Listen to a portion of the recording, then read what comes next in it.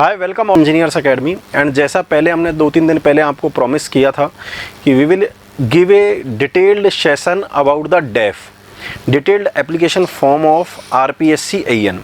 अभी आपको पता है कि हमने कुछ दिन पहले लाइव सेशन किया था जिसमें मैक्सिमम आपकी क्वेरीज को सॉल्व करने का हमने प्लान बनाया था और जितनी भी क्वेरीज आई थी उन सबको हमने सॉल्व किया था। इसी कंटिन्यूएशन में जो मैंने आपसे प्रॉमिस किया था, आज मैं डिटेल्ड एप्लीकेशन फॉर्म के बारे में जो इंपॉर्टेंट इन्फॉर्मेशन है, जिन बच्चों ने हमारी टीम को या मेरे को मैसेज किए उन सबके डाउट्स या फिर उस वीडियो में जितने भी कमेंट आए उन सबको आज मैं लेकर आया हूँ ताकि उनको प्रॉब्लम्स को सॉल्व किया जा सके, प्लस हम डेफ के बारे में जान सकें। आपको पता है कि इस बार पहली बार ऐसा हो रहा है कि इंटरव्यू से पहले डॉक्यूमेंट वेरिफिकेशन का काम हो रहा है। इन जनरल प्रोसेस ये होता है pre mains interview document verification, क्योंकि आरएएस के इंटरव्यू चल रहे हैं, टाइम कम है, टाइम को बचाने के चक्कर में डॉक्यूमेंट वेरिफिकेशन पहले कर दिया। इससे जो आपका 2.5:1 का जो रेशियो है इंटरव्यू वर्सेज फाइनल सिलेक्शन का, वो भी रेशियो हो सकता है कि थोड़ा कम हो जाए। ये सबके लिए बेनिफिशियल भी रहेगा, प्लस आरपीएससी का टाइम भी बचेगा। तो आपके पास में आज 2 इंपॉर्टेंट बातें हैं जिनको हम डिस्कस करेंगे। पहला है आपका डेफ और सेकंड है आपका इंटरव्यू का प्रोसेस जो डॉक्यूमेंट वेरिफिकेशन। तो उसमें जैसे आपको पता है कि उन्होंने जो डॉक्यूमेंट वेरिफिकेशन का जो प्रोसेस है उसका नाम उन्होंने काउंसलिंग रखा गया है। तो आप सभी के पास में काउंसलिंग लेटर आ गया होगा। काउंसलिंग लेटर में ईच एंड एवरी स्टूडेंट को एक टाइम, डेट और इसके बाद में एक बेंच नंबर अलॉट किया गया है जिसमें बताया गया है कि आपको कितनी तारीख को कितने बजे किस बेंच पर आपको अपीयर होना है। वो इस टाइप का आप सबके पोर्टल पर आपके पास में मेल आ गई होगी या फिर पोर्टल से आप डाउनलोड कर सकते हैं। अब यहाँ पर आपके पास में आपको पता है कि आप जिस भी आपकी पूरी जो मैंने यहाँ से कुछ डिटेल जिनका ये है उनकी थोड़ी मैंने डिटेल हटा दी है, लेकिन यहाँ पर आपके स्टूडेंट का नाम और वो सब कुछ लिखा हुआ था। और जैसे इन कैंडिडेट को 23 जून 2021 को 12:30 बजे काउंटर नंबर 1 सीरियल नंबर 14 इनकी डिटेल्स हैं, वहाँ पर इनको अपीयर होना है। किन बातों का ध्यान रखना है? पहली बात तो ये, कई स्टूडेंट के फ़ोन आते हैं सर हमें डॉक्यूमेंट क्या क्या लेकर जाने हैं। तो यहाँ पर क्लियर कट लिखा हुआ है you are further inform to bring कि ये डॉक्यूमेंट लेके आना है, जिसमें पहला लिखा है 2 copies of detailed application form duly filled with attention from attested by the gazetted officer and 50 rupees IP office Indian postal office. जो आपका पूरा ये जो फॉर्म है, जो फॉर्म अभी मैं आगे दिखा दूंगा, उसकी 2 कॉपी आपको डिटेल फिल करके ले जानी है और उसके अलावा आपको 50 रुपये का इंडियन पोस्टल ऑफिस का आपको आईपीओ लेके जाना है। यदि आपके पास में वो 50 रुपये का नहीं है तो बिल्कुल टेंशन लेने की जरूरत नहीं है, आप वहाँ पर 50 रुपये कैश भी जमा करा सकते हैं, वो भी क्लियर कट मेंशन है। All original document and self attested copies of original document with the detailed application form. Detailed application form के साथ में सारी की सारी आपको अपने डॉक्यूमेंट की ओरिजिनल कॉपी लेके जानी है और साथ में सेल्फ अटेस्टेड कॉपी भी लेके जानी है। डॉक्यूमेंट में क्या क्या लेके जाना है? 10th 12th डिप्लोमा आपने किया है तो वो सारी उन सबके सर्टिफिकेट्स आपको लेके जाने। ग्रेजुएशन मतलब आपने बीटेक या फिर आपने पोस्ट ग्रेजुएशन करी है तो उन सबकी डिग्री और उन सबके प्रोविजनल सर्टिफिकेट लेके जाने। मतलब 10th 12th diploma BTech MTech जो भी आपने किया है उन सबके सर्टिफिकेट्स, मार्कशीट, और खास बात यह है कि बीटेक में जो आपके सेमेस्टर वाइज मार्कशीट होती है वो सारी की सारी मार्कशीट आपको लेकर जानी है। कास्ट सर्टिफिकेट, यदि आप किसी कास्ट में आते हैं, आपके पास कोई कास्ट सर्टिफिकेट है तो ST SC OBC MBC जिस भी आप कैटेगरी में है उसका आपको कास्ट सर्टिफिकेट लेके जाना है। और यदि आपके पास में ऐसा कोई कास्ट सर्टिफिकेट है जिसमें कि फोटो लगा हुआ है तो वो उसको ज़्यादा अच्छा होगा, अदरवाइज आप वैसा लेके जाते हैं तो भी कोई प्रॉब्लम नहीं है। डिसेबिलिटी सर्टिफिकेट, वो आपको पता है यदि आप डिसेबिलिटी की कंडीशन में हैं तो आप यदि 40% से ज़्यादा डिसेबल हैं तभी जाके वो कंसिडर होगा। और 40% की डेफिनेशन क्या है वो भी आगे इसमें दी हुई है। और डिसेबिलिटी सर्टिफिकेट लेके जाना है। इसके बाद मैरिज रजिस्ट्रेशन सर्टिफिकेट या एफिडेविट, यदि आपका मान लो मैरिज हो गई उस किसके बाद में मान लो फॉर्म भरने के बाद में आपका मैरिज हो गई या पहले का भी कोई आपका सर्टिफिकेट है या कोई एफिडेविट है वो भी लेके जाना है। और 2 आपको रिसेंट पासपोर्ट साइज फोटो लेके जाने जो हाल फिलहाल के हो, ज़्यादा पुराने ना हो, मतलब देखने पर समझ में आए कि ये फोटो और आप एक्चुअली में मैच करो। ये केवल आपको 8 पॉइंट है, इसके अलावा आपको कुछ भी लेकर नहीं जाना है। अब इसके बाद में इंपॉर्टेंट बातें क्या आती हैं, जो अलग अलग टाइप के स्टूडेंट हैं कि कोई परसुइंग है या कोई जॉब में कर रहे हैं, उन सब के बारे में भी हम आपसे डिस्कस करेंगे। यहाँ पर कुछ इंपॉर्टेंट बातें हैं जो आपको ध्यान रखनी है। Candidate belong to backward class, more backward, मतलब ओबीसी बैकवर्ड क्लास या more backward class must bring BC और MBC certificate in the prescribed format of government of Rajasthan which should not be issued before 1 year. ये आपको पता ही है, जो भी MBC category के या BC कैटेगरी के हैं उन सबको क्या करना है कि 1 साल के अंदर वाला गवर्नमेंट का, राजस्थान गवर्नमेंट का स्टैंडर्ड फॉर्मेट जो आपके ई मित्र पर भी बन जाता है, वहाँ से आपको ये पूरा का पूरा सर्टिफिकेट लेके जाना है। There will be no change in counselling date and time obviously, लेकिन यहाँ पर कुछ ऐसे स्टूडेंट हैं जिनकी कुछ ऐसी पर्टिकुलर प्रॉब्लम है। जैसे गर्ल का मेरे पास फ़ोन आया, हमारी टीम के से बात हुई कि सर कुछ ऐसी मेरे प्रेगनेंसी की टाइम वही है जब मेरी डेट है, मतलब जो मेरा काउंसलिंग की डेट रखेगी वो ऑलमोस्ट उसी के आसपास है। ये एक स्टूडेंट ने कहा कि सर मेरा इतना सीवियर एक्सीडेंट हो गया कि मैं वहाँ जा नहीं सकता। तो ऐसे केस में वो एक बार आरपीएससी के हेल्पलाइन नंबर पर बात कर लें, definitely they will change their date और दे विल प्रोवाइड यू। वैसे लिखा है कि चेंज नहीं करेंगे, लेकिन ऐसे सीवियर केस में डेफिनेटली कोई ना कोई अल्टरनेट आपको मिल जाएगा। Your admission of to counselling the provisional subject to the eligibility as per the advertisement rule, general बात है। ये दोनों तीनों चारों बातें जनरल है। कोविड-19 का आपको पालना करनी है वहाँ पर, मतलब मास्क वगैरह लगा के जाना है, सोशल डिस्टेंसिंग वहाँ मेंटेन करनी है। डीएटीए क्योंकि ये डीवी है, डॉक्यूमेंट वेरिफिकेशन है, जिसका नाम काउंसलिंग रखा गया है, तो डेफिनेटली डीओटी आपको नहीं मिलेगा। कैंडिडेट वो ऑब्टेन द बी और BTech degree through the distance, कुछ ऐसे कैंडिडेट होंगे जिन्होंने डिस्टेंस लर्निंग से बी या बीटेक करी होगी, तो डेफिनेटली उनको एक ऐसा एविडेंस है, ऐसा प्रूव लेके जाना है degree along with the AICT recognition.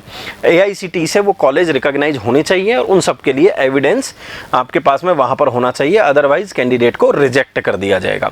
ये हुई पहला पॉइंट आपका कि वहां पर क्या डॉक्यूमेंट लेके जाने और किन बातों का ध्यान रखना है। क्वेश्चन आता है कि फिर फॉर्म कौन सा फिल करना है। इसी के साथ में 2 फॉर्म दिए हुए हैं राजस्थान लोक सेवा आयोग ने, प्रपत्र 1 और प्रपत्र 2। प्रपत्र 1 कैंडिडेट के लिए है और प्रपत्र 2 ऑफिशियल यूज के लिए, उन्हीं के लिए।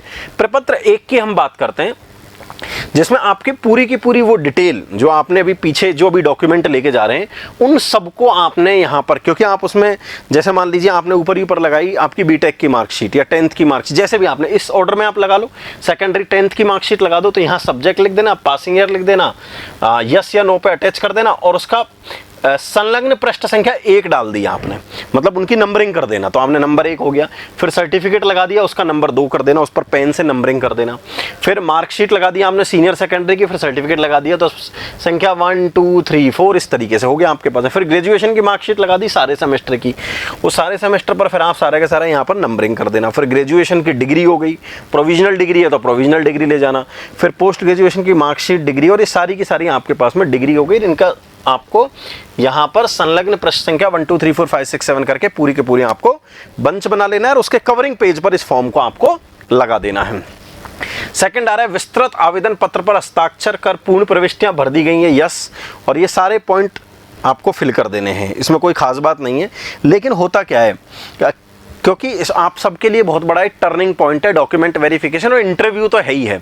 अब बात यह आती है कि जब हम हजारों की संख्या में स्टूडेंट के साथ में हमने एग्जाम दिया और उसके बाद में जब फाइनली हम इस स्टेज पर आ गए तो थोड़ी घबराहट ज़्यादा होती है, ऐसा लगता है कि सिली मिस्टेक की वजह से प्रॉब्लम क्रिएट ना हो जाए। तो उस प्रॉब्लम को मतलब घबराना नहीं है, आपको प्रॉपरली कॉन्फिडेंस रहना है। और जब आपने एग्जाम दिया है तो ये तो बहुत छोटी बात है, और यदि कोई गड़बड़ हो भी जाती है या कोई डॉक्यूमेंट आपसे रह भी जाता है तो परेशान होने की जरूरत नहीं है। आप उनसे रिक्वेस्ट करें, definitely they will give you the time कि 7 दिन में 10 दिन में जितना भी वो टाइम डिफाइन करे उतने टाइम में आप उनको डॉक्यूमेंट जमा कर दें, तो बिल्कुल परेशान होने की जरूरत नहीं है। इस तरीके से प्रपत्र 1 आपका पूरा हो जाएगा। फिर प्रपत्र 2 में ये आपके पास है पूरी वो डिटेल, यहाँ पर रोल नंबर वगैरह पहले से भरे हुए होते हैं, ये सब वो फिल करेंगे ऑफिशियल यूज के लिए, केवल कार्यालय उपयोग हेतु। और ये सारे, अब यहाँ पर कई बार क्या होता है कि सीजीपीए वगैरह में थोड़ा प्लस माइनस आपके हो रहा है, तो कोई खास बात नहीं है। यदि वो है तो आपके डॉक्यूमेंट से वेरीफाई करके उसको वो चेंज कर देंगे, करेक्शन कर देंगे, वो उनकी टेंशन है, आपको इस बात के लिए टेंशन लेने की जरूरत नहीं है। और वो सारा इसके बाद में फिल कर देंगे। ये ऑफिस को क्या उन्होंने साइन कर दिए हैं, क्या आवेदन पत्र पर फोटो लगा हुआ है, ये सब ऑफिस का काम है। वो सारी की सारी डिटेल यस नो जो उनको भरना है वो आपके पास में फिल कर देंगे। इस तरीके से आपका पूरा का पूरा डॉक्यूमेंट वेरिफिकेशन हो जाएगा।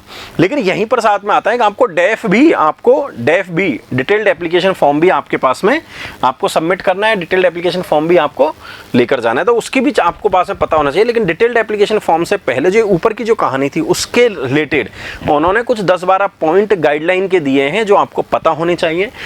ऑल्दो उसमें कोई खास बात नहीं है, पर फिर भी मैं बता देता हूं कि आयोग के द्वारा उक्त परीक्षा में विस्तृत आवेदन पत्र ऑफलाइन माध्यम से प्राप्त हुए पात्रता जांच की जाएगी। यदि अभ्यर्थी निम्नांकित दिशा निर्देशों के ध्यानपूर्वक अध्ययनरत कहते हुए विस्तृत आवेदन पत्र में संलग्न हुए मूल दस्तावेजों के व्यक्ति व आयोग कार्यालय में निर्धारित दिनांक समय अवधि पर आपको खुद को वहां पर defined date, time, bench number और सीरियल नंबर पर आपको खुद का पहुंचना होगा। सेकंड यही लिखा हुआ है कि प्रपत्र 1 है, प्रपत्र 2 है, दोनों का मैं आपको डिटेल समझा सकूं। तीसरा हमने ये किया कि विस्तृत आवेदन में अटेस्टेड फॉर्म में 2 प्रतियां, जो अभी अपन ने बात करी थी, संलग्न किए जाने दस्तावेज, यहाँ पर ये सारा लिखा हुआ है, लागू नहीं प्रविष्टि में 50 रुपए का आपको भारतीय पोस्टल ऑर्डर बतौर शुल्क विस्तृत आवेदन के साथ में आप संलग्न करें। तो बेटर ऑप्शन आपके पास में क्या है कि आप 50 रुपए का पोस्टल ऑर्डर लेके चला जाए या कैश जमा कर देना बेटर है। डिस्पेरेंसी से बचने के लिए, अननेसेसरी उससे करने के लिए बेटर है कि आप 50 रुपए का पोस्टल ऑर्डर आप साथ में लेके जाएं। फिर आगे लिखा हुआ है कि यदि आपका कोई इस तरीके का मान लो डाइवोर्स हो गया है या फिर कुछ आपका उसके बाद की मैरिज हुई है, तो मैरिज का मैंने थोड़ी देर पहले बताया था कि आपको सर्टिफिकेट लेके जाना है। उसी तरह के डाइवोर्स का यदि कोई डिग्री का आपके पास में लेटर है तो डेफिनेटली वो भी आपको लेके जाना है। एंड यहाँ पर एक सबके साथ में एनओसी, एनओसी में यदि आप लोग वर्किंग हैं तो आपको डेफिनेटली एनओसी देनी है। अब एनओसी में 2-3 टाइप की बातें आती हैं। आप एक तो प्राइवेट जॉब में, गवर्नमेंट जॉब में या पढ़ाई कर रहे हैं, 3 तरीके की एनओसी हो सकती है। प्राइवेट जॉब में है तो आपको एनओसी यदि दे रहे हैं तो ठीक है, नहीं है तो फिर कोई खास बात नहीं है। प्राइवेट जॉब के एनओसी और एक्सपीरियंस सर्टिफिकेट की जरूरत नहीं है। गवर्नमेंट जॉब में डेफिनेटली आपको एनओसी लेनी ही पड़ेगी पुराने डिपार्टमेंट से। और आपने जब ये फॉर्म फिल किया होगा तो आपने उस डिपार्टमेंट को, अपने दूसरे जहां पर आप जॉब कर रहे हैं, डेफिनेटली आपने बताया होगा कि मैंने ये फॉर्म फिल किया हुआ है और या मेरा इसका रिजल्ट आने वाला है। और या फिर जब आपने उस डिपार्टमेंट को ज्वाइन किया होगा तब भी पूछा जाता है कि आपने कौन कौन से एग्जाम दिए हुए, तो आपने उस टाइम पर भी बताया होगा, तो डेफिनेटली वो आपको एनओसी प्रोवाइड करवा देंगे। उस केस में, एनओसी के केस में आपको कैरेक्टर सर्टिफिकेट की जरूरत नहीं है, क्योंकि वो डिपार्टमेंट, यदि आप वहां पर रेगुलाइज हो गए हैं, तो यदि आप रेगुलाइज हो गए हैं तो आपको कैरेक्टर सर्टिफिकेट की जरूरत नहीं है। लेकिन यदि आप वहां पर प्रोविजन टाइम में चल रहे हैं तो आपको कैरेक्टर सर्टिफिकेट की जरूरत पड़ेगी। नेक्स्ट आता है यदि आप पढ़ाई कर रहे हैं, यदि आप एमटेक कर रहे हैं या पीएचडी कर रहे हैं, तो फिर आपको एनओसी की वहाँ पर ज़रूरत नहीं है कि आप, लेकिन आप वहाँ पर इन्फॉर्म जरूर करें कि भाई इस तरीके से मैं एमटेक या पीएचडी कर रहा हूँ। उससे आपके पास में बेनिफिट होगा। हो सकता है कि डिपार्टमेंट इस बात को कंसीडर करे, आपको कुछ लीव एप्लीकेशन वगैरह दे दे और कुछ आपके बारे में फेवर में सोचे। मतलब आपको राइट इन्फॉर्मेशन देनी है और जो एनओसी है वो आपको वहाँ पर लेके जानी है। इसके अलावा और भी कोई एनओसी और क्योंकि एनओसी और कैरेक्टर सर्टिफिकेट को लेकर बहुत सारे स्टूडेंट में डाउट है। यदि और भी कोई पॉइंट इससे स्पेशल केस आपको लगता है तो आप इस वीडियो के कमेंट में डाल देना, ताकि उसका भी हम आपको रिप्लाई कर सकें। सीनियर सेकेंडरी, स्नातक सभी सेमेस्टर के अंक तालिका और भी already discussed about this point, और ये भी हम डिस्कस कर चुके हैं। यदि आपने डिस्टेंस लर्निंग से बीटेक करी है तो एआईसीटीई से वो एफिलेटेड कॉलेज होना चाहिए, उसका भी एविडेंस आपके पास में होना चाहिए। फोटो एवं हस्ताक्षर, शपथ पत्र, ये ऑलरेडी हम सारा डिस्कस कर चुके हैं। जाति प्रमाण पत्र एंड विडो के केस में मैंने आपसे भी थोड़ी देर पहले कहा था कि यदि ऐसा है तो वोटर आईडी कार्ड या आधार कार्ड या कोई भी राशन कार्ड ऐसा आपके पास में होना चाहिए जो इस बात को प्रूव करे कि यदि कोई ऐसी कैंडिडेट हैं कि पहले शादी हुई थी और फिर वो विडो हो गए, तो इस चीज़ को वो प्रूव करे। और हस्बैंड का फिर उनके पास में डेथ सर्टिफिकेट भी होना चाहिए। एक्स भूतपूर्व सैनिक के लिए ये भी वही गाइडलाइन है। और ये फिर उससे इनकम से रिलेटेड, और ये सारी चीज़ें बेसिक लिखी हुई हैं। फिर भी मैंने ब्रीफ आपको सारा सब कुछ कर दिया है, ताकि काउंसलिंग के टाइम पर जब आप जाएं तो आपको किसी तरीके की तकलीफ ना हो। यही बेसिक डिटेल थी काउंसलिंग से रिलेटेड।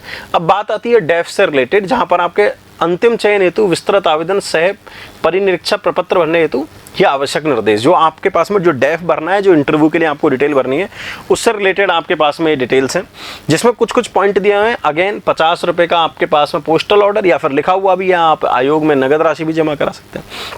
आवेदन पत्र भरना, ये लिखा हुआ है।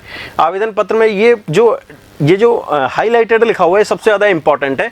आवेदन पत्र स्वयं के हस्तलेख से भरें, खुद को फिल करना है, क्योंकि हम बीटेक हैं, मैच्योर हैं, तो डेफिनेटली ऐसी मिस्टेक्स हम करेंगे नहीं। पर फिर भी हमें पता होना चाहिए कि कोई भी कारण ऐसा रिजेक्शन का नहीं बनना चाहिए अननेसेसरी। उससे हम पैनिक होते हैं, परेशान होते हैं, बीपी हाई होता है, और सब कुछ इतना किया, इंटरव्यू तक पहुंचे, तो ऐसी मिस्टेक का तो कोई सवाल ही नहीं होना चाहिए। तो यहाँ पर आता है कि आवेदन पत्र निर्देशन बिना किसी काट छाँट के कॉलम सही जगह पर फिल करें। और वहाँ पर किसी भी ये भी दिया हुआ है कि वहाँ पर ऐसे लाइन से या डॉट से ना करें। यदि कहीं पर नॉट एप्लीकेबल है तो क्लियर नॉट एप्लीकेबल फिल करें। आप ऐसे लाइन या डॉट या इस तरीके का कोई भी काम, ये लिखा हुआ भी रेखा या बिंदु के द्वारा नहीं, सभी उत्तर शब्दों या अंकों में दिए जाएं, रेखा या बिंदु के द्वारा नहीं। यदि कोई कॉलम खाली नहीं छोड़ा, कोई भी कॉलम खाली नहीं छोड़ा जाए, अन्यथा आवेदन पत्र अपूर्ण मानकर रद्द कर दिया जाएगा। मतलब यदि कोई कॉलम में आप एप्लीकेबल नहीं है तो नॉट एप्लीकेबल लिख दें, खाली ना छोड़ें उसको। इसी तरीके के सारे पॉइंट आपके पास में दिए हुए हैं जो आपको सारी की सारी बातों का आपको याद रखना है। प्रमाण पत्र ऑलरेडी हम डिस्कस कर चुके हैं कि आवश्यक और वांछनीय शैक्षणिक आयु, आचरण, आपकी एजुकेशनल क्वालिफिकेशन, एज, जो कि आपकी 10th 12th के सर्टिफिकेट्स पर लिखी रहती है, कैरेक्टर सर्टिफिकेट, जाति सर्टिफिकेट, ये सब कुछ आपको वहाँ पर होना चाहिए।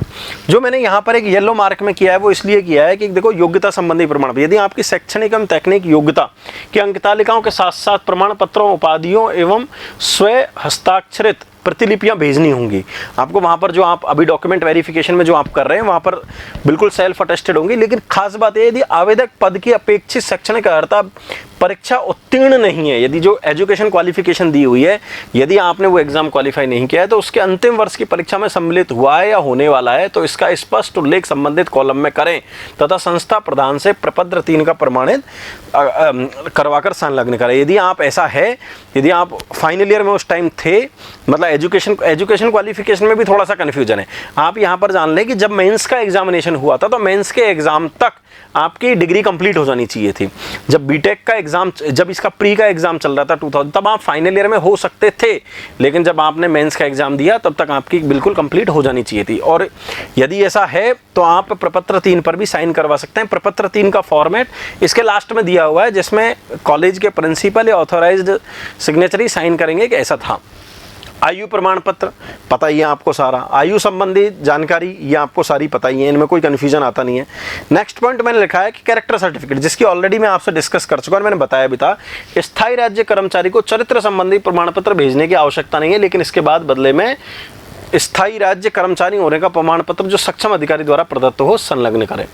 कि जो स्थायी राज्य कर्मचारी है उनको देने की जरूरत नहीं है इस बात कैरेक्टर सर्टिफिकेट की उनको, लेकिन इसके बदले में स्थायी राज्य कर्मचारी होने का, जहाँ आप जिस डिपार्टमेंट में वर्किंग है वहाँ का जो आई कार्ड है जो आपका इशू हो रखा है, या फिर जो आपके रिपोर्टिंग ऑफिसर है उनका आपके पास में क्या होना चाहिए, कर्मचारी होने का प्रमाण पत्र। मतलब कोई ना कोई सर्टिफिकेट या फिर कुछ ऐसा लेटर हेड पर लिखा हुआ हो, या बेसिकली अब तो आई कार्ड होता है तो आई कार्ड की फोटो भी आप वहाँ पर लगा सकते हैं। लेकिन ये तभी तब है जब आप स्थायी कर्मचारी, यदि प्रोबेशन में आप हैं या फिर आपने ज्वाइन ही किया है या अभी तक आप फिक्स नहीं हुए, कॉन्ट्रैक्ट वाले जैसे कैंडिडेट हैं बहुत सारे गवर्नमेंट डिपार्टमेंट में, उन सबको कैरेक्टर सर्टिफिकेट की जरूरत होगी। कैरेक्टर सर्टिफिकेट आपने जो भी हायर एजुकेशन करी है, लेटर सपोज आपने एमटेक करी है तो हायर जो भी आपकी डिग्री रही है उस कॉलेज से, उस यूनिवर्सिटी से आपके पास में वहाँ का होना चाहिए। ये भी क्लियर कट इसमें मेंशन है। जाति प्रमाण पत्र कोई बताने की जरूरत है ही नहीं है, आप जिस भी कैटेगरी में हैं वहाँ से हम अपनी जाति से रिलेटेड आप अपना जाति प्रमाण पत्र आप वहाँ से ले लें। एक नोट और है, सभी आरक्षित वर्ग की विवाहित महिला अभ्यर्थियों को उनके माता पिता के नाम से जारी, हाँ ये बहुत ज़्यादा इंपॉर्टेंट है। बहुत सारी गर्ल्स कैंडिडेट ऐसे होंगी जिनका कि जाति प्रमाण पत्र, इनकम सर्टिफिकेट, यहाँ पर पिता के नाम से जाति प्रमाण पत्र विस्तृत आवेदन पत्र के साथ प्रस्तुत करना आवश्यक है, अन्यथा इस वर्ग का लाभ देय नहीं होगा। पति के नाम से जारी प्रमाण पत्र नहीं होंगे। ऐसी जो गर्ल्स जिनके पास में जाति प्रमाण पत्र है वो फादर के नाम वाला, मतलब जिसमें डॉटर ऑफ लिखा हुआ हो इंस्टेंट ऑफ हस्बैंड ऑफ, वो वाला जो जाति प्रमाण पत्र है वो ही वैलिड होगा। हस्बैंड ऑफ वाला जाति प्रमाण पत्र नहीं वैलिड होगा। ये स्पेशली उस केसेस में प्रॉब्लम आएगी जब आपकी मैरिज इंटरकास्ट में हुई है। इंटरकास्ट में होगी तो आपको डेफिनेटली आपके फादर की साइड वाला आपको जाति प्रमाण पत्र ही वैलिड होगा। जो आवेदक पिछड़ा वर्ग के हों उक्त अनुसार सक्षम अधिकारी द्वारा जाति प्रमाण पत्र के संबंध में भी ये सुनिश्चित कर लें। ये सारी आपको पता हुआ है, कोई खास बात है ही नहीं। निशक्तता प्रमाण पत्र जो मैंने ऑलरेडी डिस्कस किया था, यदि आप फिजिकल हैंडीकैप्ड हैं, और फिजिकल हैंडीकैप्ड उन्हीं कैंडिडेट को माना जाएगा, मैं ऑलरेडी बता चुका हूँ, जिसमें 40% से ज़्यादा डिसेबिलिटी हो। 40% से डिसेबिलिटी आपको पता है जो लोग फिजिकल हैंडीकैप्ड है कि क्या होती है, और आप जिस भी कैटेगरी में आए, चाहे आप दृष्टिबाधित में, पूर्णतः अंशतः कमजोर दृष्टि या मुकबधिर में आते हो, या फिर आप सीपी में एलडी में आते हो, तो उसी तरीके का आप उसमें मेंशन कर दें। अनुभव संबंधी प्रमाण पत्र जो आपका एक्सपीरियंस लेटर है, यदि आप कार्यरत थे तो उसके प्रमाण में विभिन्न पदों पर कार्य करने की दिनांक सहित प्रमाण पत्र सक्षम अधिकारी से प्राप्त कर संलग्न करें।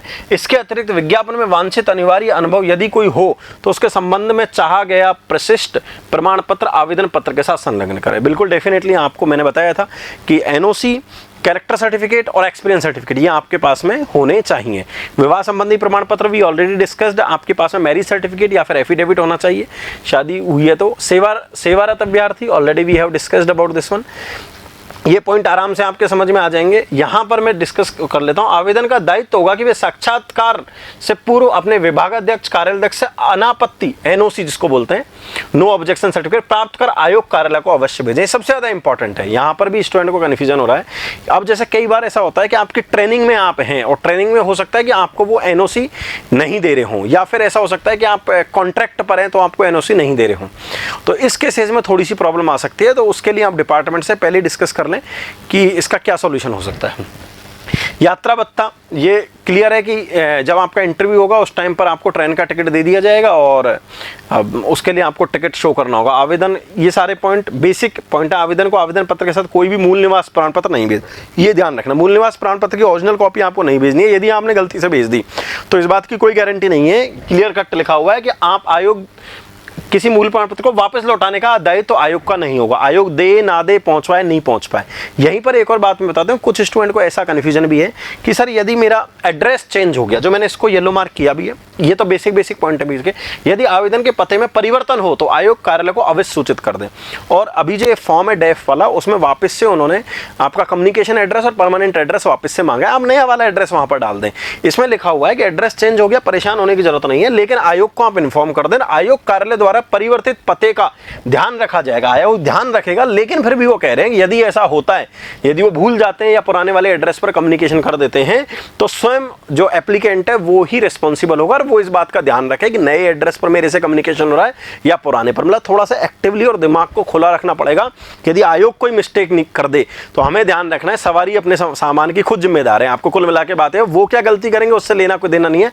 आपने वो गलती कर दे, वो भी अल्टीमेटली अपन ही रिस्पॉन्सिबल है। तो अपन को अपनी गाड़ी बड़ी सावधानी से चलानी है, अपन को अपनी सारी बातों का ध्यान रखना है। यही सारे पॉइंट है। यदि आपको खेल में या किसी में कोई अनुभव है तो उसका भी आप प्रमाण पत्र वगैरह लगा सकते हैं। इसी कंटिन्यूएशन में लास्ट आता है कि अब आपको यदि डेफ फिर करना है तो डेफ में वैसे ये जो डेफ है बिल्कुल बेसिक सा है, इसमें कोई खास स्पेशल बातें नहीं है। तो ये डिटेल्ड एप्लीकेशन फॉर्म है आपके पास में, ये आपको फिल करना है, जिसमें आपको पता है कि यहाँ फोटो लगाना है, 50 रुपए का पोस्टल ऑर्डर लगाना है, रोल नंबर लिखना है, आवेदन पत्र क्रमांक लिखा है, मेरिट क्रमांक, पोस्टल ऑर्डर, विज्ञापन संख्या ये भी आपको लिख देना। पता ही है आपको विज्ञापन संख्या 07/परीक्षा/IN/2018-19 पद कोड, ये सारा सब कुछ आप फिल कर देंगे। जिस भी कैटेगरी में आप आ रहे हैं, मूल निवास जन्म स्थान भर देंगे। महिलाओं के लिए या निःशक्त या स्पेशल जो कैंडिडेट हैं उनके लिए आ जाएगा। बाकी आप क्रॉस चेक कर दें। पूरा नाम भर देंगे, ब्लॉक लेटर्स में पिता का नाम। ये खास बात है, आवेदक की जन्म तिथि भरने के बाद में आपको विज्ञप्ति से निर्धारित तिथि को आयु कि आज ये डेट आपको अभी की भरनी है कि भाई उस टाइम पर, अभी इस टाइम पर आपकी क्या एज है वो आपको यहाँ पर फिल करनी है। वैवाहिक की स्थिति आप फिल कर देंगे, विवाह का डिटेल भी आ जाएंगी, बच्चों की डिटेल भी आ जाएंगी। ये जो मैं आपसे डिस्कस कर रहा था कि पत्र व्यवहार का पता, जो आपका कम्युनिकेशन एड्रेस है, यदि कोई अपडेटेड एड्रेस है तो आप यहाँ पर उस एड्रेस को आप अपडेट कर दें। फिर ये आपको पूरी की पूरी जो आपकी एजुकेशन क्वालिफिकेशन है, कुल प्राप्तांक, प्राप्तांकों का प्रतिशत, श्रेणी, श्रेड, वर्ष जो भी है आपको ये सारे के सारे, यदि आप फेल हो गए 1-2 बार लिखा है तो प्रयासों की संख्या करके आप यहाँ पर देखो 10th 12th यहाँ पर BE वालों को लिखा ही नहीं गया, BA BCom BSc, क्योंकि जनरली उधर RAS वगैरह कर वो सब इंटरव्यू होता है। तो डेफिनेटली आपको यहाँ पर ही BE की डिटेल भरनी है। फिर यदि आपने MTech किया है, BE BTech किया है तो यहाँ, ME MTech किया है तो यहाँ, फिर यदि कुछ आपने आगे किया है तो आप आगे फिल कर दें। और कोई डिप्लोमा वगैरह यदि आप डिप्लोमा के थ्रू आए तो डिप्लोमा की डिटेल यहाँ भर दें। इंट्रेंस की कोई डिटेल है तो फिल कर दें। सारी बेसिक डिटेल है, इसमें कुछ भी ऐसा नहीं है, बिल्कुल परेशान होने की जरूरत नहीं है। मैं यही सजेस्ट करूँगा, एक बार प्रिंट निकालें, सारी डिटेल फिल करें। डिटेल जब आप फिल कर लेंगे उसके बाद में फिर आप एक बार और फिल करें, तो उससे कुछ गलतियाँ होनी होंगी वो पहले वाले फॉर्म पर आपके पास में सारी की सारी हो जाएंगी। यदि आप विज्ञापन के अनुसार अधिकतम आयु संलग्न अधिकतम आयु में छूट चाहते हैं, यदि आप किसी कैटेगरी में आते हैं या कोई स्पेशल कंडीशन में आते हैं जिससे आपको एज रिलैक्सेशन मिलता है, तो सर्टिफिकेट आप अटैच कर दें। विशेष योग्यता अनुभव पुरस्कार यदि आपको कुछ मिला है, खेल में पदक है, कोई किसी को मिला हो, भारत रत्न मिला हो या कुछ मिला हो, तो वो भी आप साथ में शामिल कर दें। यदि आपने ऐसा आयोग के साथ शोध किया है, कोई पुस्तक, कोई आपने बुक वुक लिखी हो, उसको डिटेल है। यदि आपको आयोग द्वारा दंडित कहीं से ब्लैकलिस्ट किया गया है या कुछ कारण रहे हैं, पहले से कोई डिपार्टमेंट आपको कुछ कर चुका है, तो वो भी आप डिटेल, मतलब फिल आपको सब करना है। ये रहा आपके पास में कि भाई मैंने जो फिल किया है वो सारी की सारी डिटेल सही है और इस तरीके से आपने पूरी डिटेल्स इसमें फिल कर देनी है। और ये फिर आपके पास में एक ब्रीफ आपके पास में हो जाएगा कि मतलब एक चेकलिस्ट टाइप में मान लो, चेकलिस्ट आगे है वैसे, अंक पत्र, हाई मैट्रिक, दिनांक जारी, संलग्न संख्या, तो आपके पास में संलग्न संख्या और ये सारा सब कुछ पूरा जो अपन ने बोला 10th 12th अंक पत्र, उपाधि अंक पत्र, ये सारा सब कुछ आपके पास में डिटेल्स, अन्य प्रमाण पत्र, अनुभव प्रमाण पत्र, एक्सपीरियंस सर्टिफिकेट, वो सारा आ गया। और ये शिक्षा संबंधी जो मैं प्रपत्र 3 की बात कर रहा था, यदि कॉलेज में ऐसा होता है या कॉलेज वाले उस टाइम पर आप मान लो आपके पास में ऐसा नहीं है तो आप उसका यहाँ पर फिल कर दें। ये उन स्टूडेंट के लिए भी काम में आ सकता है जो स्टूडेंट ऐसे हैं जो कि अभी एमटेक कर रहे हैं और अभी एमटेक में एंट्री कर ली है और अब उनके पास में डेफिनेटली नहीं होगा सर्टिफिकेट, तो आपके पास में कैरेक्टर सर्टिफिकेट नहीं होगा क्योंकि कैरेक्टर सर्टिफिकेट तो आप ऑलरेडी वहाँ पर डिपॉजिट कर चुके होंगे। तो उन सब से भी आप ये फिल अपने विभागाध्यक्ष से आप ये फिल करवा के या फिर आप संस्था प्रदान से राजपत्रित अधिकारी से आप ये फिल करवा के दे सकते हैं। ये आपकी पूरी की पूरी आपके पास में चेकलिस्ट आ गई। इस चेकलिस्ट को आप ध्यान से देख लें। यस नो कार्यालय के लिए है, लेकिन फिर भी आपके पास में चेकलिस्ट आ जाएगी तो आपको सारी डिटेल्स आपके पास में अवेलेबल रहेंगी। ये सारी डिटेल्स हैं जो इससे रिलेटेड आपके पास में, ऐसा कुछ भी नहीं है जो आपको घबराने की जरूरत है। लास्ट में इस फॉर्म को भी फिल कर दें, फोटो वोटो लगा दें।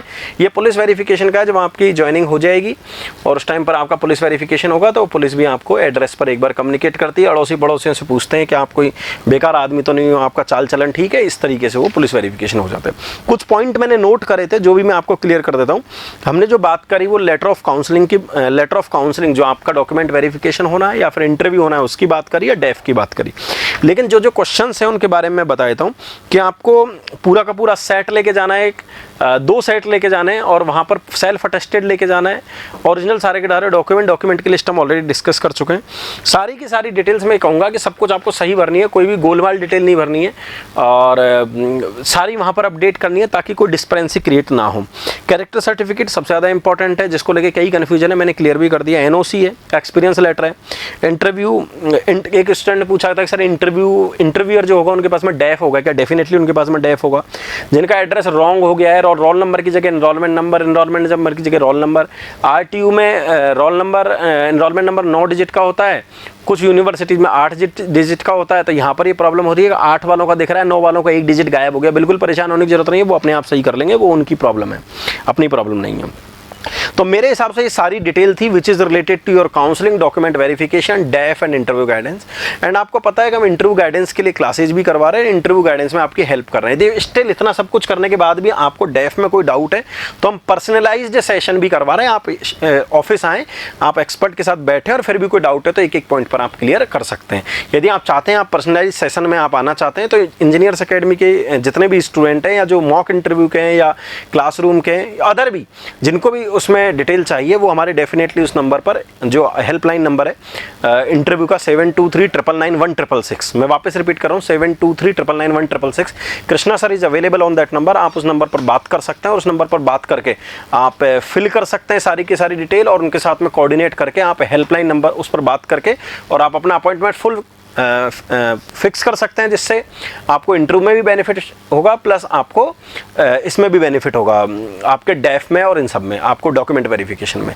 अपार्ट फ्रॉम दिस आपको पता है कि हम ऑनलाइन इंटरव्यू तो कोरोना की वजह से कंटिन्यू चल ही रहते हैं। 500 प्लस स्टूडेंट का इंटरव्यू हम ऑफलाइन प्लस ऑनलाइन कर चुके हैं और अगेन मोस्ट प्रोबेबली 1 जुलाई से we are again starting the offline interview. Those students who are seriously interested to appear in mock interview, they can fill the Google form which is given in the below of this video, जो description में दिया हुआ है वहाँ पर Google form fill करें या helpline number पर बात करके आप अपना अपॉइंटमेंट और टाइम आपके साथ में फिक्स कर सकते हैं।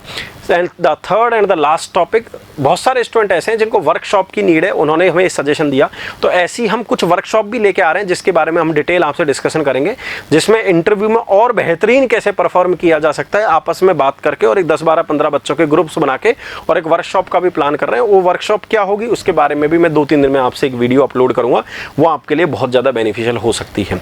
तो again I am repeating the conclusion of the today's video is don't panic, just relax, आराम से भरें, 2 कॉपी लेके जाएं और वहां पर यदि कोई डॉक्यूमेंट रह जाता है तो आप उनसे टाइम लें, रिक्वेस्ट करें, डेफिनेटली वो आपको टाइम देंगे। जो भी आपके पास में डॉक्यूमेंट है वो सारे लेके जाएं, 2 कॉपी लेके जाएं, सेल्फ अटेस्टेड लेके जाएं और इसके बाद में अपने टाइम से पहले ही आप पहुंच जाएं, कोरोना गाइडलाइन का पालन करें।